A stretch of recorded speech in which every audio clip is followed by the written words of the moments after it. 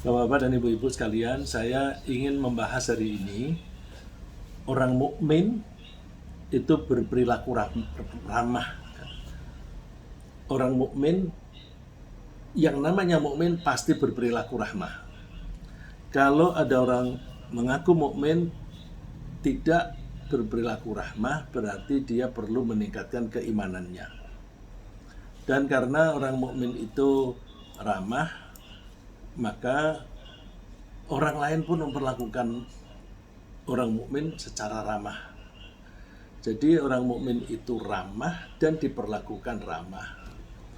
Oleh karena itu, eh, kalau semua orang mukmin itu ramah, ya, maka keramahan mereka itu bisa mempersatukan umat.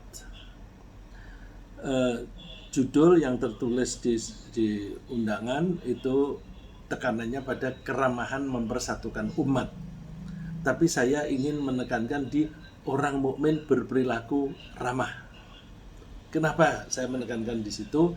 Karena ngaji kita itu kita harapkan ngaji yang bermanfaat, ngaji yang bisa mengubah pola pikir dan perilaku kita. Mengubah pola pikir kita supaya kita makin hari makin berpola pikir berdasarkan keimanan dan berperilaku berdasarkan keimanan pula. Jadi ngaji kita itu target ujung-ujungnya adalah mendapatkan ridho Allah dengan cara kita berusaha meningkatkan perilaku kita, ya, meningkatkan mulai dari pola pikir, meningkatkan pola pikir dan perilaku kita. Dan juga kenapa saya menekankan di orang mukmin berperilaku ramah, karena Rasulullah Shallallahu Alaihi Wasallam itu bersabda yang nadanya seperti itu. Jadi kalau kita meneladani Rasulullah dan kita mengikuti jejak Rasulullah, mengikuti perintah Rasulullah, maka kita perhatikan ajaran-ajaran beliau. Rasulullah Sallallahu Alaihi Wasallam bersabda, al-mu'minu ya'lafu wa yu'lafu. Ini kata-katanya ya'lafu wa yu'lafu. Orang mukmin itu berperilaku ramah dan diperlakukan ramah. Terus wala khaira fi man la ya'lafu wa la yu'laf. Tidak ada kebaikan bagi orang yang tidak ramah dan tidak diperlakukan ramah. Kok disebutkan juga diperlakukan ramah? Apakah ini berarti orang mukmin itu menuntut haknya diperlakukan ramah? Bukan, bukan. Ini mekanisme sunnatullah. Mekanisme sunnatullah itu in ahsantum li anfusikum. Kalau kamu berbuat baik kepada orang lain akan berbuat baik kepadamu. Kalau kamu berperilaku ramah, orang lain akan ramah kepadamu. Jadi kalau kita diperlakukan tidak ramah oleh orang lain, coba introspeksi. Jangan-jangan saya ini kurang ramah, sehingga saya tidak diperlakukan secara ramah. Ya, jadi kita menangkapnya, Rasulullah mengatakan al-mu'minu ya'lafu wa yu'laf. Orang mukmin itu berperilaku ramah dan diperlakukan ramah. Itu kita tangkap dengan baik-baik bahwa kita berusaha, kemudian feedback dari orang lain. Feedback itu tidak harus berupa kata-kata. Kadang-kadang kata-kata itu lip service,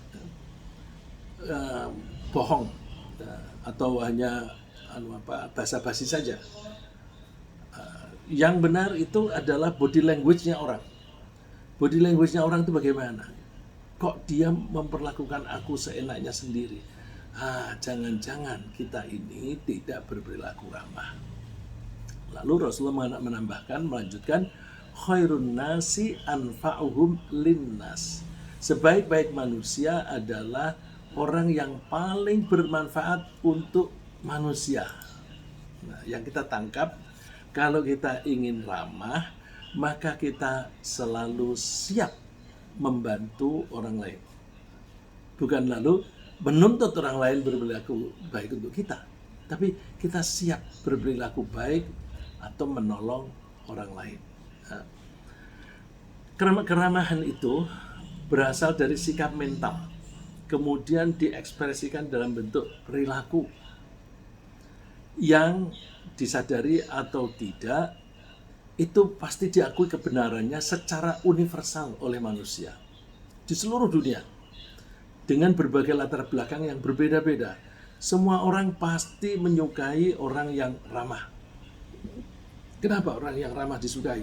Ya iya, karena orang ramah itu tidak membahayakan, tidak menyakiti hati. Bahkan orang ramah itu menguntungkan. Maka siapa yang tidak mau diuntungkan?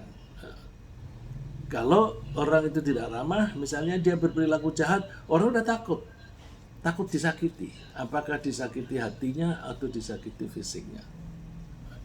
Karena diakui kebaikannya secara universal, maka dengan keramahan itu manusia bisa bersatu padu bila mereka mau dan bisa berperilaku ramah satu terhadap yang lain.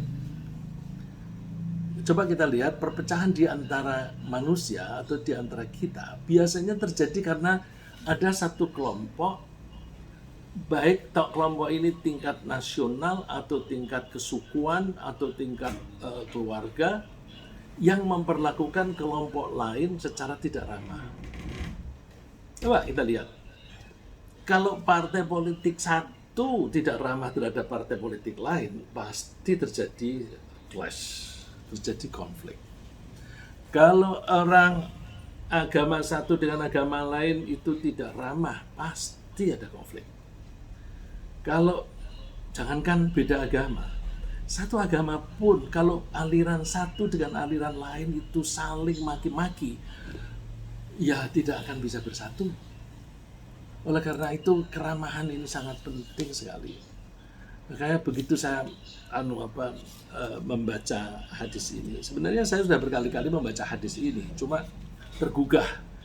Ini penting sekali, terutama pada zaman seperti sekarang ini. Di medsos itu Masya Allah isinya hanya permusuhan antara satu kelompok dengan kelompok lain. Bagaimana kita bisa bersatu? Kita menjadi terpecah belah bangsa Indonesia ini. Nah, bandingkan pada zaman Rasulullah SAW, sebelum Rasulullah diangkat menjadi utusan, itu berbagai suku di Jazirah Arab itu saling bermusuhan satu dengan yang lain. Tapi karena Rasulullah SAW itu ramah dan mengajarkan keramahan kepada setiap orang yang mengikutinya, maka masyarakat menjadi bersatu padu. Ya, setelah mereka melakukan revolusi mental, ini revolusi mental beneran. Ya. Ada langkahnya, ada teladannya. Ya. Teladannya itu memang betul-betul jalani itu. Revolusi mental kalau hanya omong saja tidak ada contoh, nggak mungkin.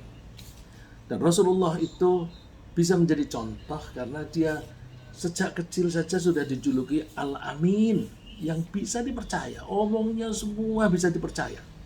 Janji pasti ditepati. Dan kalau diberi kepercayaan pasti dilaksanakan. Nah, kalau ada orang mau misalnya mempromosikan revolusi mental, harus mengikuti jejak Nabi, dia sendiri harus berperilaku al-amin. Nah, oleh karena itu revolusi mental ke arah keramahan itu perlu dengan pedoman yang sama. Apa pedomannya itu? Pedoman yang baik adalah pedoman yang tidak subjektif, yang tidak parsial, yang tidak partisan, yang tidak partisan, yaitu tuntunan hidup yang diberikan oleh Allah Subhanahu wa Ta'ala. Oleh karena itu, kalau kita ingin bersatu padu, berpegang teguh pada satu prinsip yang sama, yang tidak partisan, yaitu ajaran Allah. Saya ambilkan di ayat Al-Quran, yang ada kaitannya dengan antara perilaku dan persatuan. Wa'tasimu bihablillahi jami'an wa la tafarraqu. واذكروا نعمة الله عليكم إذ كنتم أعداء فألف بين قلوبكم فأصبحتم بنعمته إخوانا وكنتم على شفا حفرة من النار فأنقذكم منها كذلك يبين الله لكم آياته لعلكم تهتدون.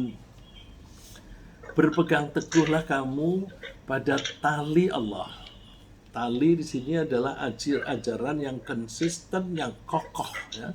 Tali Allah, ajaran yang kokoh, yang lurus, yang konsisten, jami'an, semuanya berpegang teguh dengan itu. Dan kalian jangan bercerai-berai.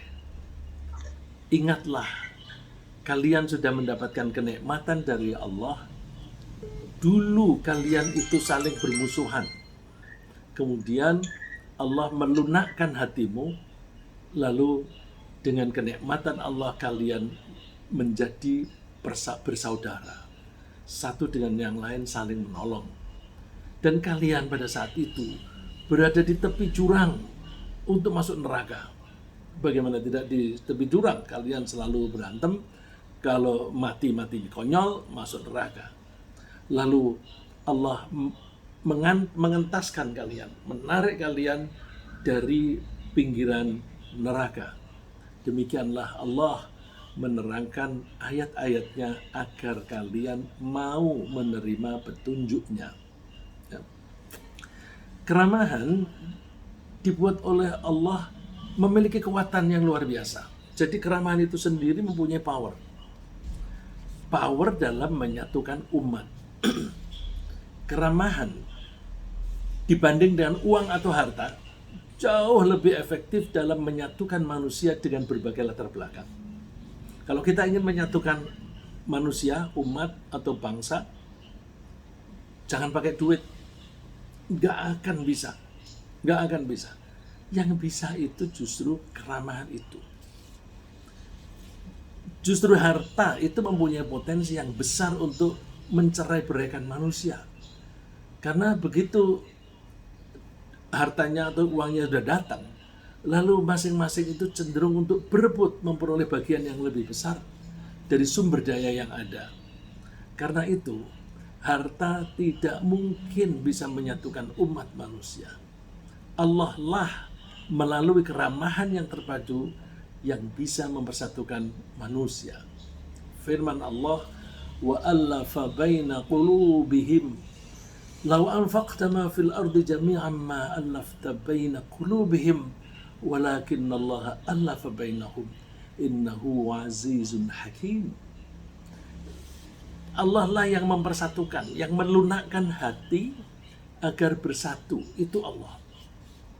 Seandainya kamu Muhammad membelanjakan kekayaan seluruh di dunia ini, dari seluruh dunia ini anggaplah milikmu dan kamu bagi-bagi kepada orang, tidak mungkin kamu bisa menyatukan mereka, tidak bisa menyatukan hati mereka. Jadi yang penting adalah di hati.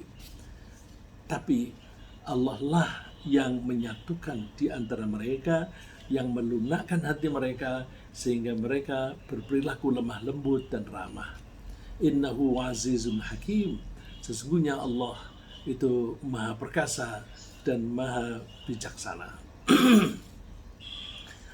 Orang mukmin kalau menerapkan ajaran Allah dan Rasulnya, insya Allah pasti ramah.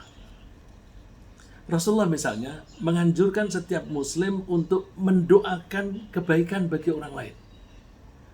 Menganjurkan memberi saran yang baik dan menolongnya. Misalnya Rasulullah bersabda di suatu hadis yang diriwayatkan oleh Muslim dari Abu Hurairah, haqqul muslimi 'alal muslimi sittun. Idza laqitahu fasallim alaihi wa idza da'aka fa'jibhu wa idza stansahaka fansahhu Wa idza 'atasa fahamidallaha fashammidhu. Wa idza marida fa'udhu. Wa idza mata fatba'ahu. Setiap muslim mempunyai kewajiban terhadap muslim yang lain setidak-tidaknya ada 6. Saya bilang setidak-tidaknya ada 6 karena Rasulullah menyebutnya 6 itu bukan the only 6 ya. Bagian dari sekian banyak, tapi 6 ini sangat utama, sangat penting. Apa itu 6 yang menjadi kewajiban setiap muslim untuk muslim lain? Ketika kamu bertemu dengan orang lain, doakan orang itu agar selamat. Kita seringkali menerjemahkannya ini dengan kata-kata yang seolah-olah itu hanya lip service, hanya omongan saja. Kita sering menerjemahkannya ucapkan salam. No, enggak. Fasalim alaihi itu artinya doakan dia selamat. Nah, itu bunyinya kan juga doa. Assalamualaikum. Semoga selamat kalian. Warahmatullah, dan semoga kalian mendapatkan kasih sayang Allah. Wabarakatuh, dan semoga Allah memberikan kalian kebaikan-kebaikan. Jadi setiap kali ketemu, mulailah dengan doa baik. Nah, salam tidak sama dengan selamat pagi ya. Assalamualaikum tidak sama dengan selamat pagi. Saya tidak melarang orang mengatakan selamat pagi ya. Saya tidak melarang. Cuma tentu itu dua hal yang berbeda ya. Saya ulang, jadi nomor satu yang paling diutamakan antara orang mukmin dan orang mukmin yang lain, kalau ketemu saling mendoakan. Yang satu memulai, yang satu menjawab. Nah, jadi kalau saling itu berarti harus ada yang mulai. Nah, nanti ada tata keramanya, saya sebutkan hadisnya. Ya, tata keramanya siapa yang duluan. Nah, tanda keramahan yang paling utama adalah memulai pertemuan dengan mendoakan akan keselamatan orang yang ditemui. Baik ketemu di jalan maupun ketemu di dalam forum pertemuan. Kalau kita sudah memulai percakapan kita dengan doa keselamatan, tentu kita tidak ingin berbicara atau bertindak yang bisa menyakiti dia.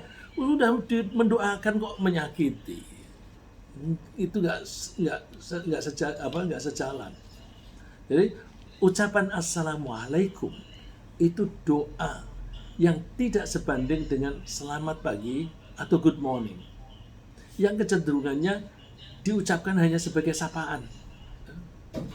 Dengan bukti bahwa kalau seseorang akan menyingkat selamat pagi, yang masih dipertahankan itu diucapkan itu bukan selamatnya, tapi paginya.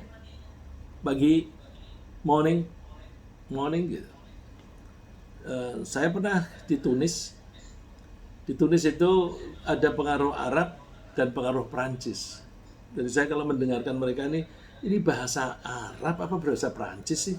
Kedengaran kayak Arab, kayak Perancis. Setiap kali mereka papasan begitu, karena saya waktu itu tinggal di hotel. Orang hotel kan itu berusaha ramah. Begitu ada orang papasan, mereka bilang lekir. Dijawab lekir. Dimulai dengan le. Ini apakah bahasa Prancis? Saya tanya pegawai hotel. Itu kalau orang ketemu kok bilang lekir-lekir itu bahasa apa sih? It's Arabic. Loh, Arab kok pakai le? Itu ternyata singkatan dari sabahul khair. Sabahul khair disingkat menjadi lekir. Nah, pagi, siang, sore itu lebih sebagai greeting, bukan sebagai doa, sapaan. Bahkan dari segi sosiolinguistik, ya, sosiolinguistik itu bahasa, kata-kata yang dikaitkan dengan latar belakang sosial. Orang menyapa itu macam-macam. Kalau orang Surabaya itu menyapa yang paling ramah itu cok ije urep kon. Itu kalau diterjemahkan tuh jelek semua itu. Cok itu sendiri udah jelek, malah ditanya, masih hidup kamu? Tapi justru orang yang salam, bukan salam, yang greetingnya atau sapaannya dengan kata-kata begitu, itu hanya orang-orang akrab.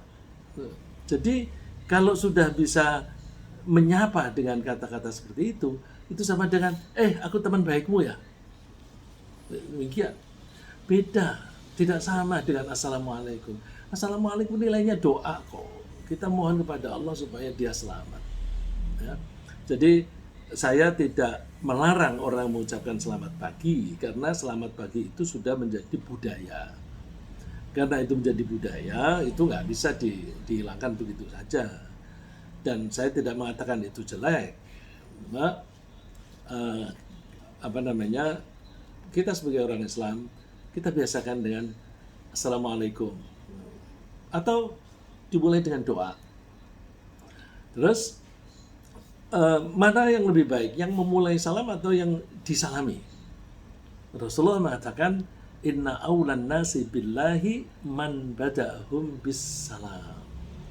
Sebaik-baik orang manusia di sisi Allah, atau bisa juga diartikan orang yang paling dekat di sisi Allah adalah orang yang memulai salam.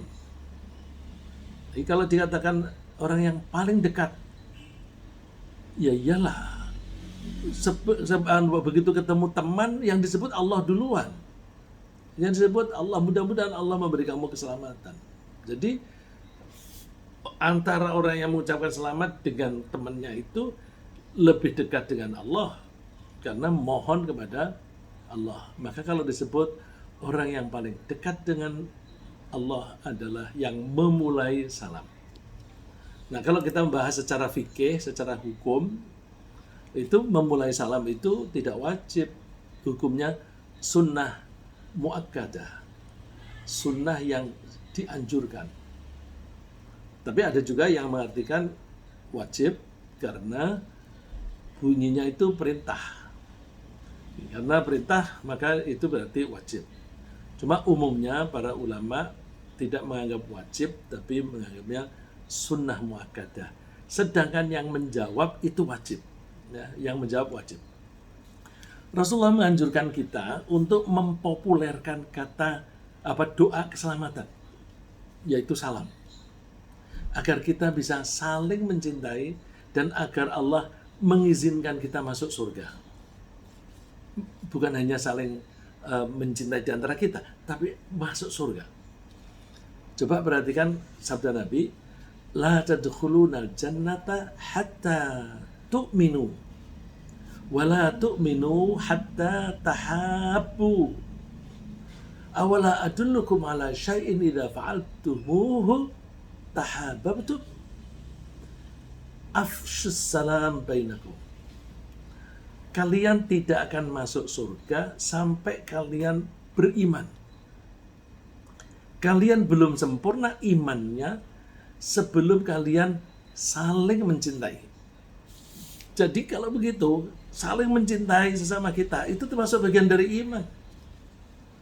Terus, awala adullukum, mau nggak aku tunjukin kamu sesuatu yang kalau kamu melakukan, kalian akan saling mencintai.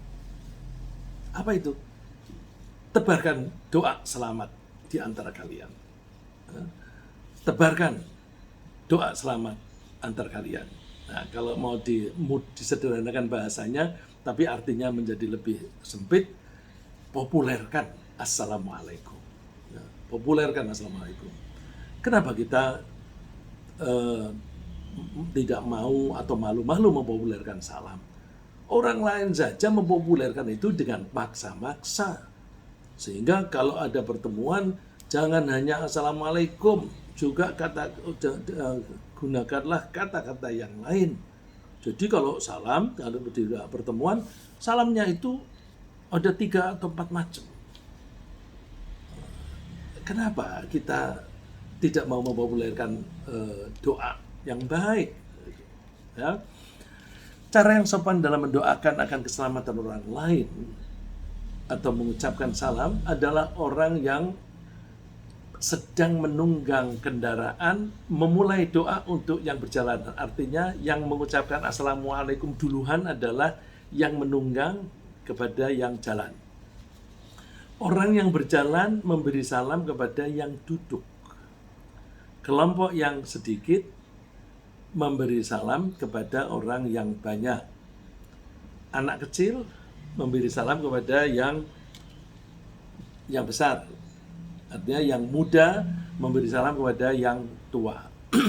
Ini Rasulullah SAW dikutip oleh Abu Hurairah bersabda, yusallimur rakibu alal mashi.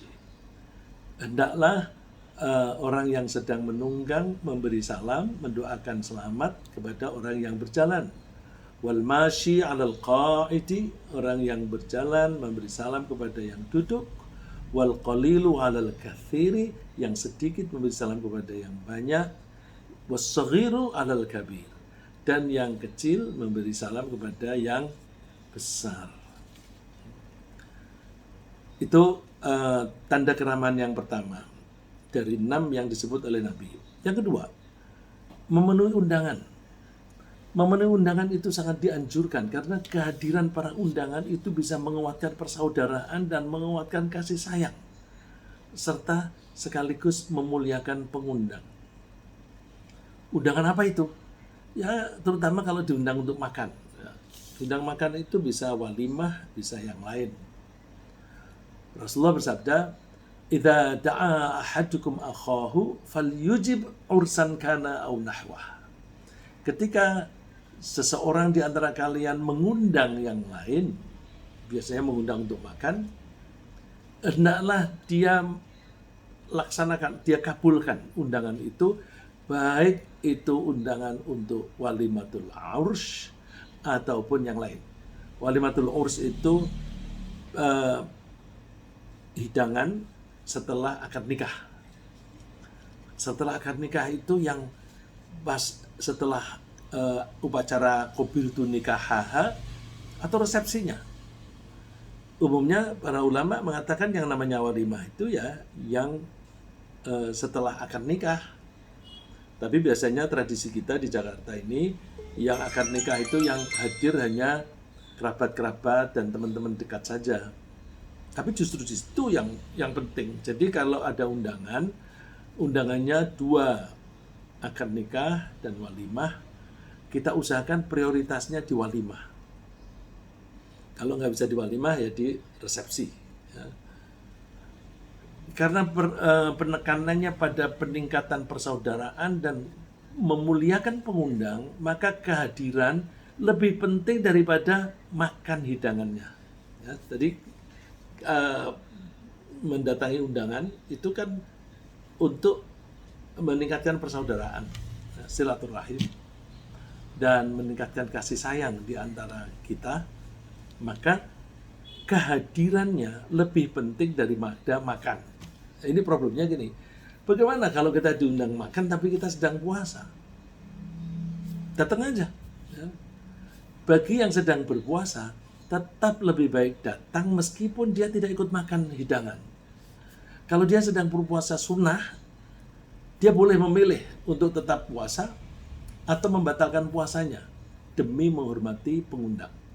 Ya, jadi kalau orang sedang puasa, puasanya kan bisa puasa wajib, misalnya ibu-ibu yang waktu Ramadan itu harus harus tidak puasa pada beberapa hari, di hari yang lain membayar. Membayarnya itu wajib. Nah, kalau ketika membayar puasa Ramadan diundang semacam ini kepada kondangan, datang saja, tapi nggak usah makan. Jangan dibatalkan, karena itu puasa wajib. Tapi kalau puasa sunnah, seperti misalnya puasa Senin, puasa hari putih, atau puasa yang lain yang sunnah, itu boleh dibatalkan. Nilainya mana lebih besar? Sama besarnya. Kalau puasa itu hubungan antara kita dengan Allah saja, tapi kalau kita ikut makan itu hubungan dengan saudara. Tapi kalau hubungan dengan saudara ini diniati karena Allah, berarti itu nilainya bisa lebih tinggi. Jadi boleh saja batalkan gitu. Rasulullah mengatakan, idza du'iya ahadukum ila ta'amin falyujib, fa in syaa'a ta'ima wa in syaa'a taraka. Kalau di antara kalian itu ada yang diundang untuk makan, kabulkan. Kalau mau dia makan, dan kalau dia mau tidak usah makan. Nah, ini kadang-kadang terjadi bukan karena puasa, karena jadwal acaranya yang padat, mampir sebentar, salaman aja misalnya. Masuk, salaman, terus langsung keluar, nggak makan, nggak minum, nggak apa-apa, itu datang saja sudah bagus. Yang ketiga, memberi nasihat ketika diminta. Nasihat ini sangat penting bagi umat muslimin, karena mereka bisa menjaga diri terhadap perbuatan buruk dan bisa memperbaiki perilaku jika mereka mau saling menasihati. Jadi kalau mau saling menasihati, itu kita bisa menjaga kebaikan masyarakat.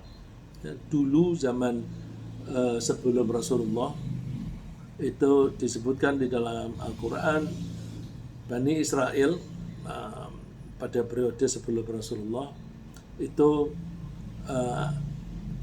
dikutuk oleh Allah. Karena apa? Karena mereka tidak mau saling menasihati.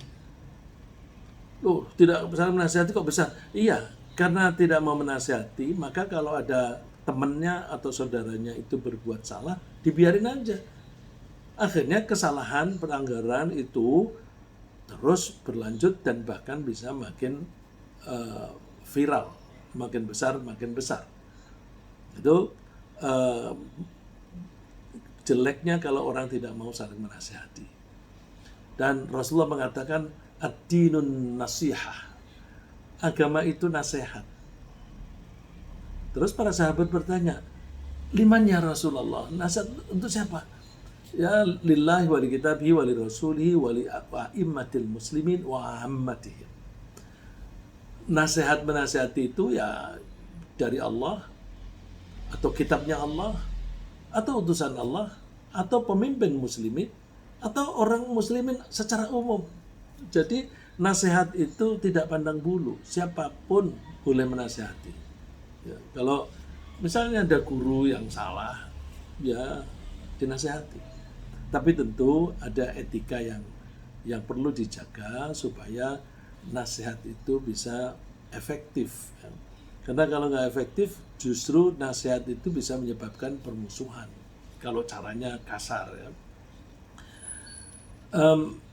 Betapa penting arti saling menasihati bagi manusia, sehingga mereka akan merugi bila tidak memanfaatkan saling menasihati. Allah menyebut di satu surat, wal asri innal insana lafi khusrin illa alladzina amanu wa amilus solihati wa tawassaw bil haqqi wa tawassaw bis sabr. Demi masa sungguh semua manusia rugi, kecuali, jadi yang rugi lebih banyak daripada yang tidak rugi. Siapa itu yang tidak merugi? Orang yang beriman, beramal soleh, dan saling menasihati dalam kebenaran dan saling menasihati dalam kesabaran. Nah, jadi kalau orang yang mau menasihati itu ya memang sedikit. Maka kalau ada orang menasihati, kita alhamdulillah kita terima. Meskipun kadang-kadang nasihat itu disampaikan dengan cara yang kasar. Kalau ada orang menasihati, kita tersinggung karena kok caranya kasar. Cek, itu kira-kira ada kesombongan di hati kita. Kalau kita tidak punya kesombongan, yang menegur kita itu anak kecil kah, dengan cara yang halus atau dengan cara yang kasar kah, itu tidak tersinggung. Kalau orang tidak ada egoismenya. Nah, Al-Quran sendiri itu juga berisi nasihat-nasihat bagi orang-orang yang mau menjaga diri. Ya, coba firman Allah di surat Yunus 57. Ya ayyuhan nasu qad ja'atkum mau'idhatum min rabbikum wa shifaa'un lima fis sudur wa hudaw wa rahmatan lil mu'minin. Wahai manusia, telah datang kepada kalian nasihat, mau'idhah Nah, seringkali kita mendengar mau'idhah atau tausiah, artinya sama dengan nasihah. Ya. Mau'idhah, tausiah, nasihah itu sama. Nasihat dari Tuhanmu dan sekaligus obat bagi yang ada di hati. Al-Quran itu petunjuk dan rahmat bagi orang-orang yang beriman. Lalu yang berikutnya, mendoakan orang yang bersin. Mendoakan yang orang yang bersin itu dianjurkan oleh Rasulullah SAW. Karena kalau ada orang yang bersin, itu dianjurkan membaca Alhamdulillah. Terus kalau kita mendengar ada orang bersin dan membaca Alhamdulillah, kita doakan, Yarhamukallah. Kalau ada yang berpikir, kok aneh, bersin kok Alhamdulillah. Ya. Begini, kita perlu bersyukur kepada Allah ketika kita bersin. Karena dengan bersin itu berarti Allah telah memberi kita refleks untuk mengusir benda yang biasanya berupa debu atau alergen yang berada di hidung atau tenggorokan agar tidak masuk ke paru-paru. Jadi begitu ada kotoran, apakah itu debu atau debu yang campur dengan lendir sehingga mengeras, yang orang menyebut upil dan sebagainya, atau alergen. Alergen itu benda-benda yang menyebabkan alergi. Itu otomatis Allah memberi refleks pada kita supaya itu keluar. Caranya ada rasa geli begitu. Dengan geli itu kemudian kita nahan nafas. Tarik nafas dulu, terus kita tahan. Tarik nafas dan menahan itu penting. Nanti setelah terkumpul nafas di dada kita, kemudian kita lepas, jebret. Itu udara yang keluar dari hidung kita dan dari mulut kita, itu kecepatannya tinggi. Bisa-bisa pesawat terbang kalah cepat. Gitu. Tentu untuk jarak pendek ya, saat gitu. Karena kekuatan yang tinggi, kecepatan yang tinggi itu diperlukan untuk mendorong kotoran yang tidak dikehendaki. Jadi refleks itu berupa mekanisme keluarnya udara dengan kecepatan tinggi sehingga debu atau alergen bisa keluar. Dan lagi refleks itu, refleks bersin itu bisa sekaligus mengaktifkan paru-paru. Makanya kita perlu bersyukur. Cuma kita perlu memperhatikan bersinnya berapa kali. Kalau bersinnya berkali-kali itu penyakit. Nah kalau penyakit berarti harus ada langkah-langkah berikutnya. Nah Rasulullah mengatakan begini.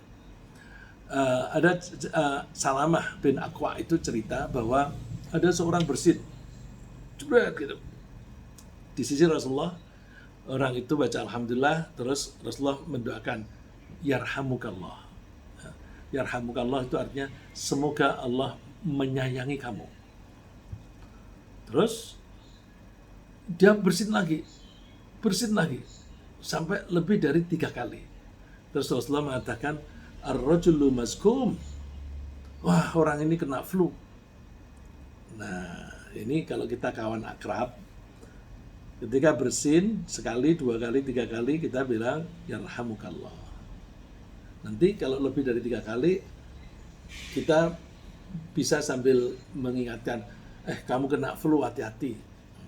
Jadi itu kamu kena flu, hati-hati, itu kan nasihat juga. Dan doanya bukan yarhamukallah, tapi kita doakan agar sembuh. Nah kalau mau pakai bahasa Arab ya yashfikallah. Yashfikallah kalau laki-laki, kalau perempuan yashfikillah. Semoga Allah menyembuhkan engkau. Nah, ini kalau orang Islam itu kan saling mendoakan. Nah, kalau saya ulang, kalau ada orang bersin dia mengucapkan alhamdulillah, orang yang mendengar mengatakan yarhamukallah. Kalau yang bersin tadi sudah didoakan semoga mendapatkan rahmat, dia doakan lagi yahdikumullah wa yuslihu balakum. Semoga Allah memberi petunjuk kepadamu dan Allah membuat kamu solih perilaku. Ya. Jadi saya ulang, ketika seseorang, misalnya Ali bersin, dia dianjurkan memuji Allah dengan mengucapkan Alhamdulillah. Yang mendengarkan, dia mendengar Ali memuji Allah setelah bersin, dia dianjurkan mendoakan Yarhamukallah atau Yarhamukillah. Kemudian Ali yang bersin tadi membalas doanya dengan Yahdikumullahu wa yuslihu balakum. Semoga Allah memberimu hidayah dan membuatmu saleh. Tapi ketika Ali bersin lebih dari 3 kali, orang yang di dekatnya sebaiknya memperingatkan bahwa dia sedang terserang flu agar dia berhati-hati. Ya, bagus juga kalau dia didoakan dengan yashfikallah atau yashfikillah. Yang berikutnya, menjenguk teman yang sakit. Menjenguk teman yang sakit ini bermanfaat. Dulu ada teman orang Amerika, Muslim, yang dia heran, kok aneh ya orang Indonesia ini kalau orang sakit malah ditengok. Orang sakit itu kan butuh istirahat. Oh, menjenguk orang sakit itu manfaatnya banyak. Memang kalau di Jakarta itu agak berbeda dengan di daerah. Kalau di Jakarta itu karena banyak orang yang sibuk sekali, sehingga banyak orang yang menghindari menengok. Tapi sebenarnya dianjurkan ya. Ya, menjenguk teman yang sakit itu sangat bermanfaat, baik bagi yang mengunjungi maupun yang dikunjungi. Manfaat apa itu?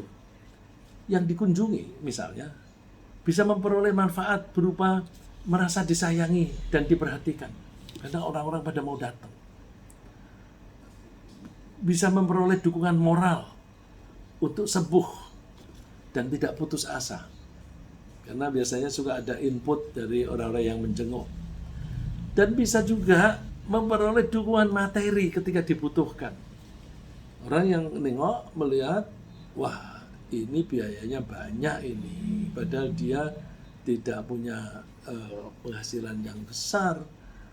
Terus yang mengunjungi itu bisa memberi sendiri dan bahkan bisa mengoleksi dari teman-teman.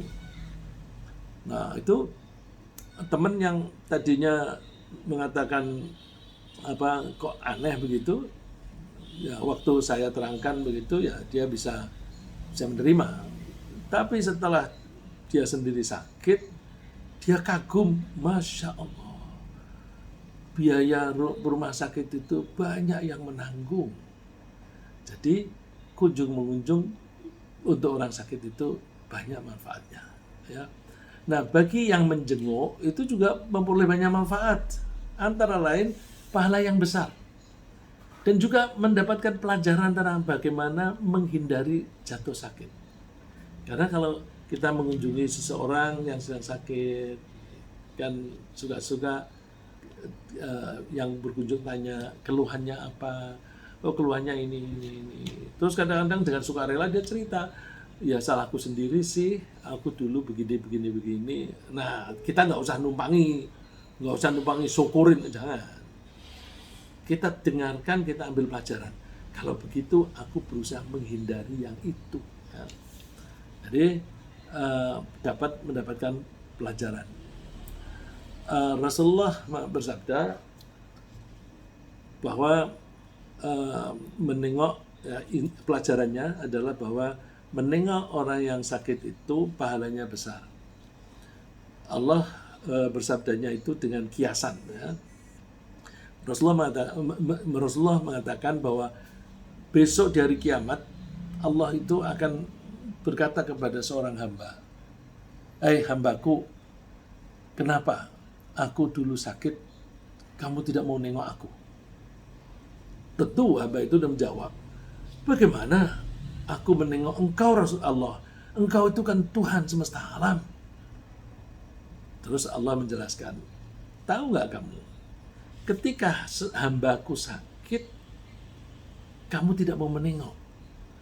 Kalau kamu menengok, tentu kamu akan mendapatkan aku di sana, di sisinya. Artinya, aku melihat kehadiranmu di situ dan aku akan memberi kamu pahala yang banyak, begitu. Jadi bukan lalu terus Allahnya nongkrong di situ, tentu tidak, ya. Dan ketika menjenguk orang sakit, kita dianjurkan juga berdoa untuk kesembuhannya. Ini seperti yang dilakukan oleh Rasulullah SAW ketika menengok orang yang sakit, dia memegang tangan kanan. Orang yang sakit dipegang itu kan sudah senang itu, sambil didoakan, Allahumma rabban nas adhibil ba'sa ishfihi wa anta syafi la shifaa illa shifauk shifaan la yughadiru saqama. Ini saya cantumkan di dalam PowerPoint, nanti Bapak Ibu kalau yang tidak hafal itu bisa membaca ini. Tapi biasanya kalau ada kabar teman yang sakit dibagi di WA, itu ada yang mengutip doa ini. Cuma saya nggak tahu apakah orangnya itu sambil mendoakan atau dia menyuruh WA-nya saja yang mendoakan. Nah, tentu yang lebih baik itu orangnya mendoakan meskipun tidak ngirim di WA. Ya, kalau WA itu kan dia hanya tinggal forward aja. Tinggal forward, tidak ada, hatinya tidak ikut membaca. Lebih baik bacakan doanya meskipun tidak mengirimkan bela sungkawa. Allah menawarkan pahala yang besar kepada orang yang mengantarkan yang berikutnya adalah menengok atau mengantarkan jenazah. Kita dianjurkan untuk mengantarkan jenazah, dan Allah menawarkan pahala yang besar untuk orang yang mau mengantarkan jenazah dan mau mensolati jenazah. Rasulullah mengatakan, man syahidal janazata hatta yusalliya 'alaiha falahu qirat wa man syahida hatta yudfana kana lahu qiratan. Qila wa mal qiratan? Qala mithlul jabalainil 'azimain. Rasulullah bersabda, barang siapa yang menyaksikan jenazah hingga mensolatinya, jadi menyaksikan kemudian sholat, maka dia akan memperoleh 1 qirat. Dan barang siapa yang menyaksikannya hingga mensolatinya dan menguburnya, dia mendapatkan 2 qirat. Rupanya qirat itu pada zaman itu juga tidak lazim diucapkan. Maka para sahabat bertanya, qirat itu apa Rasulullah? Lalu Rasulullah menguraikan bahwa 1 qirat itu padanannya adalah segunung pahala. Jadi kalau mensolati saja pahalanya segunung, tapi kalau mensolati plus mengantarkan di kuburan, itu pahalanya 2 gunung. Nah, jadi pahalanya besar. Ini kan berarti ada kepedulian antar sesama manusia, bukan hanya ketika hidup saja. Ketika sudah meninggal pun kita peduli. Cuma ini suasana COVID ini membuat kita jarang menengok orang sakit. Ya, bisa macam-macam karena khawatir yang sakit itu kena COVID. Khawatir kalau yang sakit itu kalau di rumah sakit itu kan banyak virus, banyak kuman. Terus jadi sekarang ini orang yang sakit jarang ditengok. Jadi, saya merasa kok seringkali Pak Rahman ini masuk rumah sakit saya nggak pernah nengok itu. Ya, itu alasannya karena itu. Ya, ringkasnya yang kita bahas pagi ini, orang mukmin itu pasti berperilaku ramah. Dan keramahan orang mukmin, kalau semuanya mau ramah, maka itu bisa mempersatukan umat.